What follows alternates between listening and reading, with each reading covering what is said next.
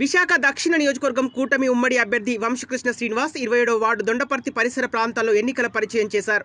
ఈ సందర్భంగా ఆయన మాట్లాడుతూ వచ్చే ఎన్నికల్లో కూటమి విజయం ఖాయమన్నారు.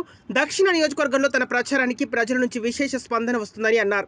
ఒక్క అవకాశం అంటూ అధికారంలోకి వచ్చిన జగన్ చేసిన అభివృద్ధి ఏమీ లేదన్నారు. పరిశ్రమలు రాక ఉపాధి లేదన్నారు. చెత్త పన్ను, విద్యుత్ బిల్లులు పెంపుతో విసిగిపోయిన ప్రజలు వైసీపీని గద్దెదించడానికి సిద్ధంగా ఉన్నారని పేర్కొన్నారు. వైసీపీ పాలనలో విశాఖ వెనుకబడిపోయిందని అన్నారు. అంతకుముందు వంశకృష్ణ శ్రీనివాస్ ఎరుకుమాంబ అమ్మవారికి ప్రత్యేక పూజలు చేశారు.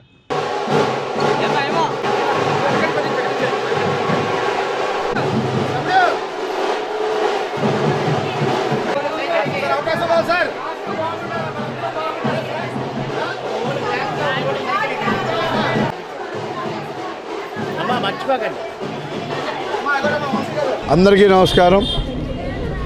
ఈరోజు 27వ వార్డు దొండపర్తి ప్రాంతంలో ప్రతి ఇంటికి తిరుగుతూ ఉన్నాం. ప్రజలు స్వచ్ఛందంగా మద్దతు ప్రకటిస్తూ ఉన్నారు. మార్పు జరగాలి, ఒక్క ఛాన్స్ అని చెప్పి మాయ చేసి వాళ్ళ అధికారులకు వచ్చారు. మా పిల్లల భవిష్యత్తు కానీ, ఈ రాష్ట్ర అభివృద్ధి కానీ, ఒక ఇండస్ట్రీ కానీ, ఒక ఎంప్లాయ్మెంట్ కానీ ఎక్కడా కూడా చేసిన పరిస్థితులు లేవు.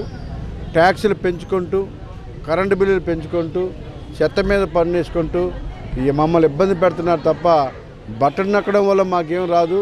మా పిల్లల భవిష్యత్తు బాగుండాలంటే ఇండస్ట్రీస్ రావాలి, ఈ ప్రాంతం అభివృద్ధి జరగాలని చెప్పి ఈ ప్రాంత ప్రజలు కోరుకుంటూ ఉన్నారు. ముఖ్యంగా విశాఖపట్నం అన్నది ఈ 5 సంవత్సరాల్లో చాలా వెనుకబడిపోయింది.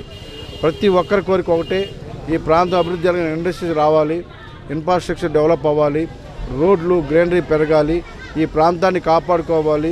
ఒక ఎంప్లాయీస్ కానీ, రియల్ ఎస్టేటర్స్ కానీ, లేకపోతే ఏ చిన్న చిరు వ్యాపారస్తులు కానీ ఎవరు కూడా హ్యాపీగా ఈ రాష్ట్రంలో అందరి కోరిక మార్పు జరగాలి. ఎప్పుడు ఎన్నికలు వస్తాయో ఎదురు చూస్తూ ఉన్నాం.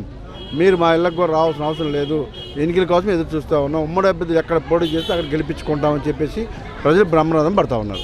27వ వార్డులో ఉమ్మడి అభ్యర్థి మన అన్న వంశకృష్ణ శ్రీనివాస్ గారికి, మరి శ్రీభర్త గారికి, పార్లమెంట్ అభ్యర్థి శ్రీభర్త గారికి ప్రచారం చేస్తూ 27వ వార్డులో పర్యటన జరుగుతుంది. ప్రజల నుంచి కూడా మంచి స్పందన ఉంది. ఎందుకంటే ఈ రోజున జగన్మోహన్ రెడ్డి కొత్త నాటకానికి తెరదీసి శవరాజకీయం చేస్తూ ఒకసారి తండ్రి మీద సంధి శవాన్ని పెట్టుకొని రాజకీయం చేశాడు, ఒకసారి లాస్ట్ ఇయర్ బాబాయ్ శవాన్ని పెట్టుకొని రాజకీయం చేశాడు, ఇప్పుడు ఫంక్షనర్స్ శవాలు పెట్టుకొని రాజకీయం చేద్దామని చూస్తున్న జగన్మోహన్ రెడ్డి ఈ రోజున ఫంక్షనర్స్ ఇవ్వడానికి 5 సంవత్సరాలు చంద్రబాబు నాయుడు కాలంలో 200 రూపాయల ఫంక్షన్ 1000 రూపాయలు చేసి, ఆ 1000 రూపాయల ఫంక్షన్ 2000 చేసినప్పుడు కూడా 5 సంవత్సరాలు కూడా ఇంటింటికి ప్రతి ఒక్కరికి కూడా 3 రోజుల్లోనే పెన్షన్ ఇచ్చిన ఘనత తెలుగుదేశం పార్టీకి ఉంది. నువ్వు ఇంతమంది వాలంటీర్ని పెట్టి నువ్వు ఇస్తున్నావు, కానీ ఈరోజు వాలంటీర్ ఎలక్షన్ కమిషన్ ఇవ్వద్దన్నది కాబట్టి నీకు యంత్రాంగం ఉంది.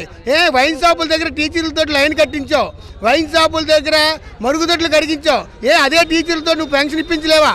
పెన్షన్ ఇప్పించగలవు, కానీ నువ్వు కావాలని శవరాజకీయాలు చేసి ఈ రాష్ట్రంలో మళ్ళీ నువ్వు గెలవాలని చూస్తున్నావు. ప్రజలంతా తెలివి తక్కువగా లేరు.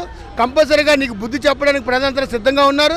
రేపు రాబోయే రోజుల్లో తెలుగుదేశం పార్టీకి మంచి మెజార్టీ ఇవ్వడానికి ప్రజలంతా సిద్ధంగా ఉన్నారని నేను కోరుకుంటున్నాను.